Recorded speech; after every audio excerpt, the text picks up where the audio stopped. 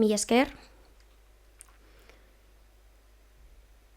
Eusko Jaurlaritzari, segurtasuneko sailburuari, baita trafikoko zuzendari Andreari, agindariei, lankideei, lagunei, erakunde antolatzaileei, eskerrik asko jardunaldi hau antolatzeagatik, eta eskerrik asko jardunaldi interesgarri honetara etorri diren guztiei, eta bertan parte hartzeko aukera eman didaten guztioi, zenbait gogoeta eta ondorio partekatzeko.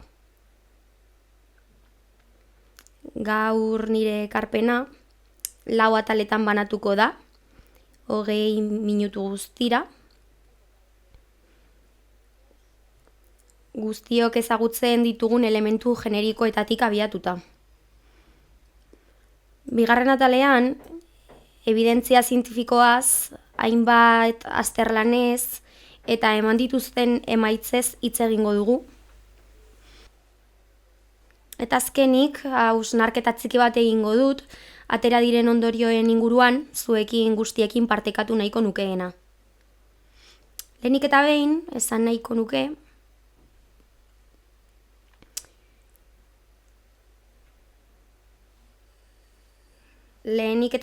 kokatu behar dugula, eta denok dakigu duela urte batzuk, Europan, 0-2050 ikuspegia ezarri zela urte horretara inolako heriotzarik gabe iristeko errepideetan, ez baitira onargarriak.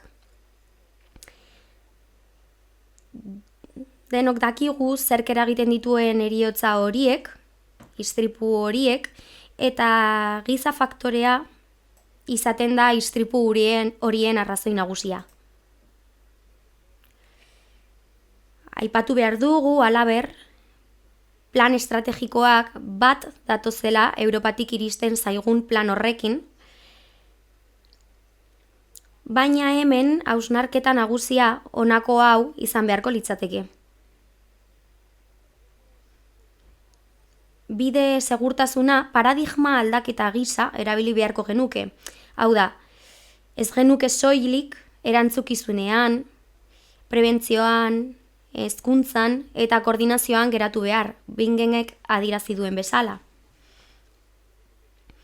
Hau da, segurtasun horretara iritsi behar dugu arazo publikotzat hartuta. Hau da, ez genuke soilik joan etorrien ikuspegitik zentratu behar, ez da gizarte kohesioa bultzatzeko ere, nahiz eta hori guztia egin beharko lukeen. Zentzu horretan, sistema seguru baten barruan, ulertu behar dugu pertsonok muga batzuk ditugula. Eta hori oso ondo dakigu psikologook.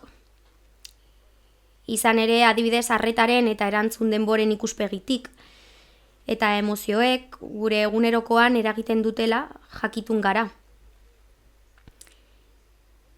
Izan ere, estres adibidez, estres maila funtsezko faktorea izan ohi da istripuetan, eta zentzu horretan garrantzitsua edo gutxienez iruditzen zait azpimarratzea, automatizazio prozesuek eta teknologiaren aurrerapenek kontuan hartu behar dutela diseinatzen ditugun sistemek.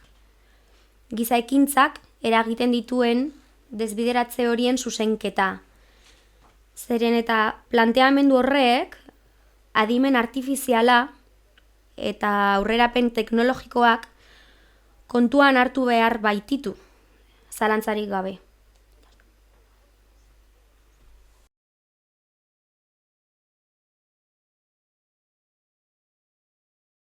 Prozesu psikologikoak. Bestela, diseinatuko ditugun sistemak ez dute akats hori zuzenduko, baizik eta ordezkatu egin dezakete. Eta arazoa konpondu beharrean igual okertu. Iruditzen zait oso importantea ere bai, segurtasunaren ikuspegitik ulertzea mugikortasuna kohesio sozial baten bidean joan behar duen planteamendu paradigmatiko baten baitan. Kontuan hartu behar ditugu talde vulnerableak. Pertsona helduak geroz eta gehiago dira gizartean, eta beraiek arazo konkretua dituzte, gero aipatuko dudan bezala.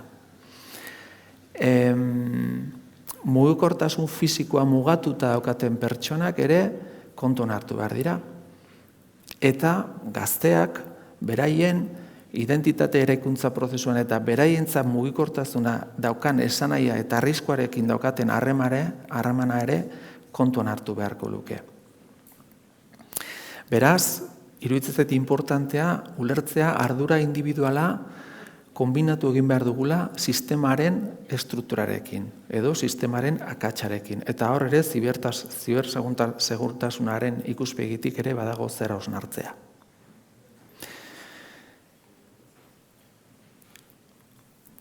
Mugikortasunaren baitan egia da hirietan azkeneko 20 urtetan aldaketa izugarria gertatu dela. Patineteak, bizikleta elektrikoak, elkarbizitza arazoak. Egia da, honek ematen digula ere aukera ugari hausnartzeko zer esku hartze desberdinak egin ditzazkegun eta hirietan gertatzen diren arazoak aztertuz ikusi nola konpondu ditzazkegun beste kontestu batzuetan gertatzen diren arazoak, landa eremuetan, adibidez, lehen aipatu dugun bezala edo entzun dugun bezala, oso arazo larria bihurtzen ari da, 2. mailako errepidetan gertatzen diren arazoak. Eta kontuan hartu beharko genuke ere ibilgailuaren autonomia maila zenbat eta handiagotu, orduan eta pertsonaren erabaki maila gutxitu egiten da. Lehen aipatzen genuen, ez? Nola da posible istripu batean edo gertatzen diren, ez? Aipatzen zuen Estibalizek, nola da posible iaz izandako heriotza guztietatik Euskadin 30% uhala, segurtasun uhala ez jartzeagatik izatea, ez? Hor badago faktore pertsonal bat non arriskuaren pertzepzioa aldatzen ari da. Zenbat eta autonomia gehiago, pertsonaren ardura maila txikiagoa egiten da. Eta zenbat eta autonomia gehiago, orduan eta segurtasuna sistema elektronikoetan edo zibersegurtasunean kokatzen dugu. Ze gertatzen da ezin badugu bermatu zibersegurtasunaren ikuspegitik autonomotasun hori ondo funtzionatuko duela. Hemen badago zer hausnartzea. Badago hausnarketa importante bat egin behar duguna. Eta ezinbestean, iruditzen zait, paradigma berriaren norabidean heziketa ezinbestekoa dela, elkar bizitza eta baita ere diseinu urbanoan sakontzea. Aipatzen nuen bezala, dakigu, landa eremuan, badaudela bi proiektu, bat bereziki Gipuzkoan garatzen ari dana, ez? Landago sistema bat, landago da finean ikuspegi autonomo batetik, landa eremuetan bi puntuak elkarlotzeko edo ibilbide bat esperimentatzen ari da modu autonomoan funtzionatu dezan, eta baita ere Baskan ikuspegi batetik aurrerapen izugarriak egiten ari dira, ez? Zentzu horretan oso apostu interesgarri iruditzen zait, Eusko Jaurlaritzatik eta diputazioetatik ulertzea landa eremuan ere segurtasunean inbertitzea, ze horrek lagunduko digu ere bai ulertzea mugikortasuna ez dela bakarrik behar bat edo privilegio bat, baizik eta eskubide bat, ezta? Honeaino, soilik komentatu elementu orokorrak izan direnak, orain zuekin partekatuko nahiko nuke 6 urtetan Eusko Jaurlaritzaren laguntzarekin garatu ditudan edo zuzendu ditudan ikerketa hauek. Ikerketa hauetatik ondorio interesgarriak atera genituen bere garaian segurtasunari begira. Azken finean, ez dakitze puntutaraino mugikortasun berria benetan erantzuten ari da betiko arazoak suposatzen duten arriskuei. Ez dakitze puntutaraino, hauskorrak diren taldeak, gazteak adibidez, benetan integratzen ari dira eraldaketa prozesu hau seguroa izan dadin, edo arrakala edo distantzia handiago bat gertatzen ari da. Ez dakitze puntutaraino, gazteen artean implementatzen ari den diskursoa mugikortasunaren inguruan ez oteari den atzera pauso bat egiten, beste elementu batzuetan gertatzen ari den bezalaxe. Orduan ikingo dudana orain da, nolabait, jardunaldi honen baitan dagoen izenburuari erantzun mota bat eman nahian, ikerketa hauetatik ateratako ondorio nagusiak zuekin partekatzea. Lehenengo ikerketa izan zen gazteen inguruan, gazte ziur izena zeukana eta gazteen eta segurtasuna aztertzen zuena. 100 gazte parte hartu zuten ikerketa honetan eta ondorio garrantzitsuenak ondorengoak izan ziren. Bat, gazteek invulnerableak sentitzen dira, orokorrean. Gidatzen ari diren momentutik urte bira pasa, eta 2 urte pasata gero behin nobeltasuna gainditu ostean, arriskuaren plazerra bizitzen dute. Eta bereziki mutilen artean. Esan ere, taldearen presioa gazteentzako oso importantea dela.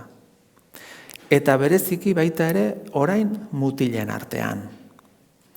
Gizon mutil talde batek aldio bere lagunari abiadura handiagotzea eta arriskuan sartzea.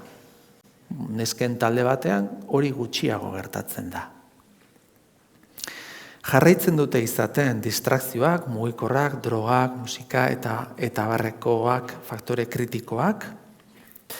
Eta horregatik, beraiekin hitz egiten genuenean, ikusi genuen benetan gazteen jarrerak eta jokabideak aldatu nahi baldin baditugu, ez bakarrik beraien diskursoa, ezinbestekoa da erabiltzea, beraientzak erreferenteak diren pertsonak, gazteak, eta normalean erabili behar ditugu kanpainak beraien jokabideen aldaketa bultzatuko dituztenak.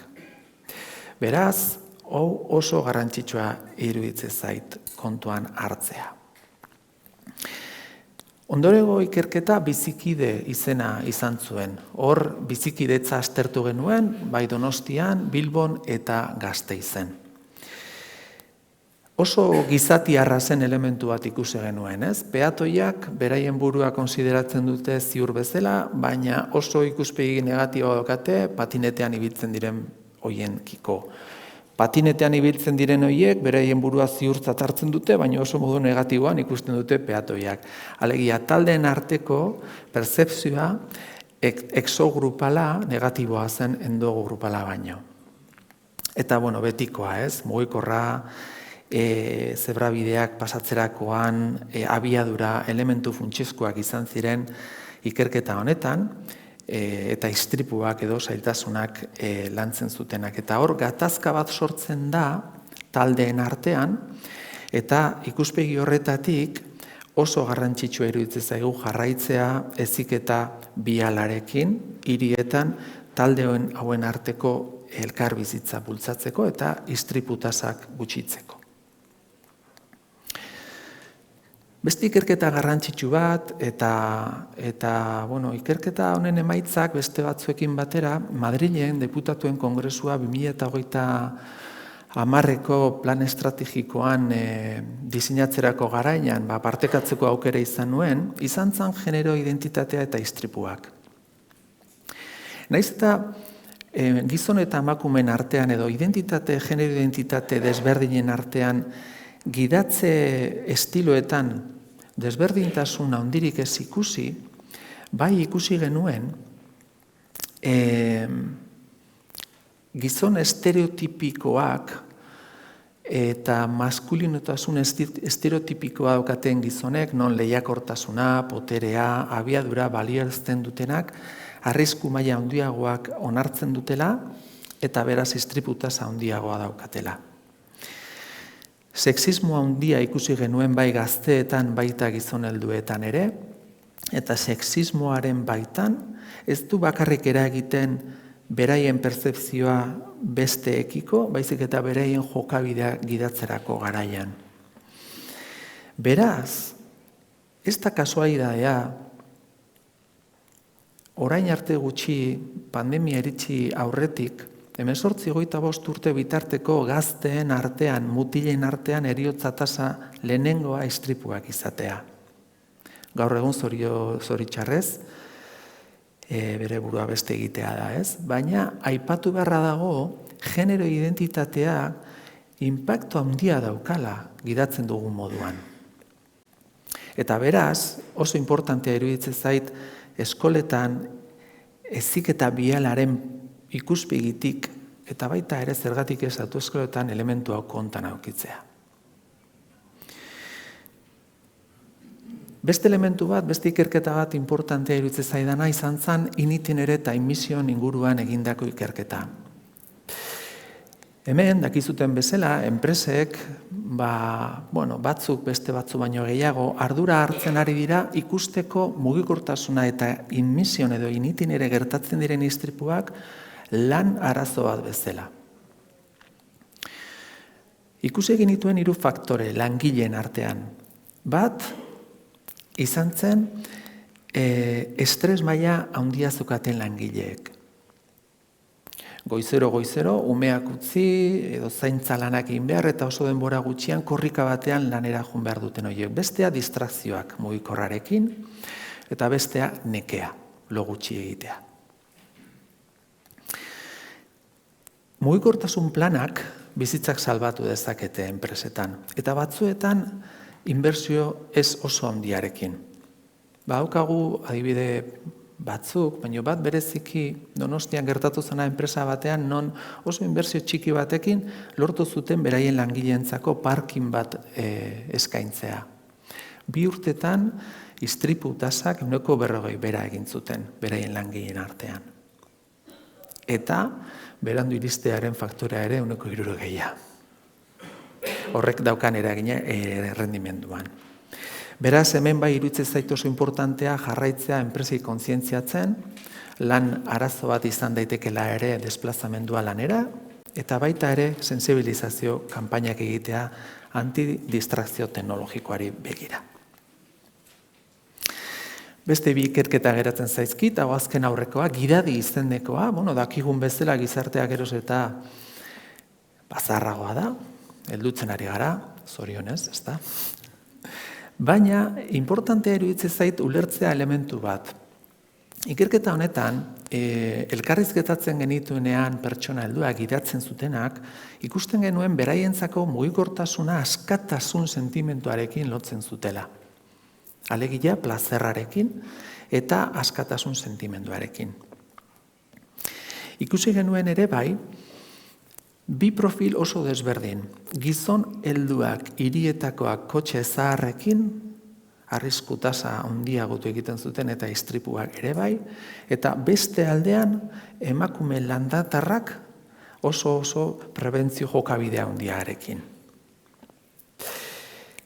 Zentzu horretan, iruditzen zait importantea azpimarratzea, talde hauek eskatzen zutena zen ez bakarrik argizteria edo seinaleak egokitzea, eta bereziki landa eremuetan argizteria oso eskasa izaten den espazioetan horretan inbertitzea, baizik eta aipatzen ziguten ere, azterketa medikoak, beraiek balidatzen dietenak aurrera egin edo ez, egokitu beharko zirela bakoitzak garatu dezaken arazo edo patologiari. Eta honen inguruan, berandu baino lehen, hausnarketa bat egin beharko duenuke nola berritzen diren karnetak. Ikuspegi mediko batetik. Eta, azkenean, aipatu, hemen egin genuela azkeneko ikerketa, izan zen diversibial izenekoa, mugikortasun inklusiboa landu genuena. Egia da, azkeneko urteetan, ikuspegi fisiko batetik asko aurreatu dugula, zailtasun fisiko bat desplazatzeko daukaten pertsonek geroz eta irisgarritasun gehiago topatzen dute, hirietan bereziki, baina ikuspegi kognitibo edo sensorial batetik oraindik asko daukagu aurreatzeko. Eta esan behar dut ere, teknikoen artean, profesionalen artean, sensibilizazioa eta formakuntza teknikoa behar dela oraindik asko. Zentzu honetan, bai iruditzen zaigu importantea, transporte edo ibilgailu publikoa edo garraio publikoak lan egiten duten profesional guztiak formakuntza oinarrizko bat eduki beharko luketela eta ziklikoa biziklatu beharko luketela, ze batzuetan karagarria bada ere gurpilaukietan edo zailtasuna dauzkaten pertsonak topatzen dute realitate bat egunero oso zaila egiten zaiena desplazatzea, eta zentzu horretan, iruditzen zaigu ere, araudian zailtasun kognitibo eta sensoria daukaten pertsonak ere kontuan hartu beharko liratekeela, ez ahaztu hasieran esan duguna. Paradigma aldaketa zero bizioa ulertu nahi badu, ezinbestea da mugikortasuna kohesio sozial bezala ulertzea. Amaitzen noa, aipatuz, mugikortasun berria bai, baina betiko arazoak darrai, berdin jarraitzen dutele. Jakin badakigu aurrerapen betiko arazoak agertzen direla eta saltzen dutela istripuak, eta horregatik iruditzen zait inportantea sakontzea gizakiaren portaera ulertuko duten ereduetan zabaltzea eta ikertzea errealitate berriekin nola interazionatzen dute. Oraindik ez dakigu oso ondo ze puntutaraino pertsona batek barneratuko duen bere ardura pertsonala gidatzerako orduan, geroz eta automatizazio handiagoa gertatzen den kontestu honetan. Beraz, honetan badaukagu zer egin. Politika publikoak hezkuntzan eta teknologia iraunarazi eta koordinatu behar ditugu bai ala bai. Eta tira, amaitzeko, aipatu, mugikortasuna azken batean edo bidezagurtasun berria, mugikortasun berria egunez egun eraikiz egingo dugula. Hezkuntza, empatia eta erantzunkizun partekatuarekin. Mugikortasun berria saihestezina da, hori jakin badakigu, galdera da ea gizartea, ea pertsonek eraiki ahal izango duen ardura berri bat, elkar bizitza berri bat eta paradigma berri bat. Zentzu honetan, Europa bai bide bat erakutsi digu, markatu digu, baina gu gara lurraldetik Euskadi giza mugikortasunaren eta mugikortasun seguruaren erreferente bihurtu dezakegunak. Egin dezagun bide seguruagoa elkarrekin, construyamos juntas y juntos un camino más seguro. Muchas gracias. Eskerrik asko.